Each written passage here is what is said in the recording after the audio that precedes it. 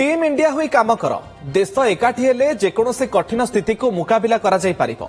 आज नुआदिल्ली में पश्चिम एशिया युद्ध परिस्थिति को नहीं सबु राज्यर मुख्यमंत्री सहित बैठक करी सबु राज्यर मुख्यमंत्री मानकु एही आह्वान देइछन्ति प्रधानमंत्री।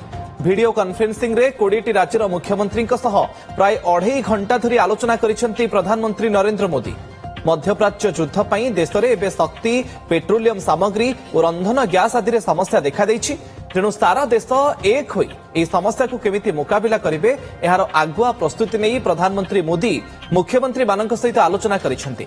ए अवसर में अर्थनैतिक और वाणिज्य स्थिरता बजाय रखिबा सरकार प्राथमिकता देइछन्ति एवं शक्ति सुरक्षा को केमिति सुनिश्चित कराजिबो नागरिकଙ୍କ स्वार्थ को सुरक्षा देबा उचित बोली कहिसेंति प्रधानमंत्री मोदी।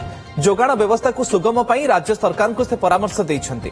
महजुदकारी एवं लाभखोर विरोध में कठोर कार्यानुष्ठान पाई निर्देश देइछन्ति। भूल सूचना एवं गुजब उपरे सतर्क रहिबाकू परामर्श देबा सहित सठिक एवं विश्वसनीय सूचना प्रसारण उपरे गुरुत्वारोप करिसेंति प्रधानमंत्री।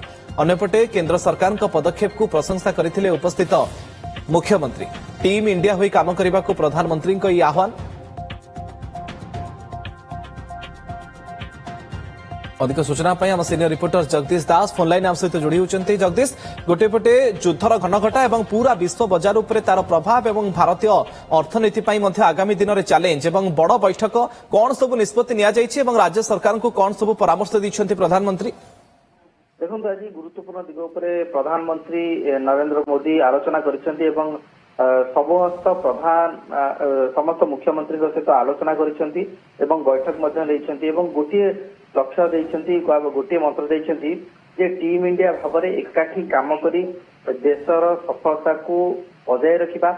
जो परिस्थिति वर्तमान सृष्टि होइछि, जो संकट परिस्थिति सृष्टि होइछि, से संकट परिस्थिति को किभली भाव में मुकाबिला करिबा ताकू गोटे मिशन मोड रे काम करिया पई आह्वान देइछन्ति एवं ता सहित किभली भाव में जहाँ डिमांड एवं सप्लाई चेन ताकू किभली भाव में बजाय रखा जाई परिबो से दिगरे संघीय व्यवस्था को अधिक मात्रा रे भरोसा योग्य करा जाई परिबो एवं ता सहित संघीय व्यवस्था रे समस्तଙ୍କର कार्यधारा रे समन्वय रखिया पई मध्य मंत्र देइछन्ति। एवं आउ गोटे बड़ सूचना होउछि जे किभली भाव में गुजब जो भाव प्रसारण करा जाउछि। कारण आपण जानिछन्ति जे वर्तमान मध्यप्राच्यर जो युद्ध संकट भितर पश्चिम एशिया संकटर मुकाबिला मध्य सामना होउछि। तो एभली स्थिति रे अनेक गुजब प्रकाशित होउछि। अनेक गुजब को जानि सुनी किछि शत्रु राष्ट्र मध्य परिप्रकाश करुछन्ति। तो एभली गुजब ठारू दूरे रहिबा पई किभली पदक्षेप निया जाई परिबो से नहीं राज्य मानक सूचना देइछन्ति प्रधानमंत्री मोदी एवं ता सहित मुख्यमंत्री मानक ए दिगरे त्वरित कार्यानुष्ठान ग्रहण करने कहते। एवं सबुठु बड़ दिग जे आपण जानिछन्ति युद्धर सबुठु जदि बड़ दिग थाए से होउछि ए जो पेट्रोल डीजेल आउ एलपीजी गैस रो पर्याप्त परिमाण में उपलब्धता एवं जहाँ को नहीं वर्तमान समय कला बजारी कथा कहतु गुजब कथा कहतु बा अनेक आर्थिक संकट कथा कहतु ता मध्य देखा जाउछि। कारण आपण जानिछन्ति जे प्रति ट्रांसपोर्टेशन रो आरंभ करी रोषेई शाला पर्यंत हांडी शाला पर्यंत यार गोटे बड़ प्रभाव रही। तेणुकरी किभली भाव में ये जो डिमांड सप्लाई चेन ताकू किभली भाव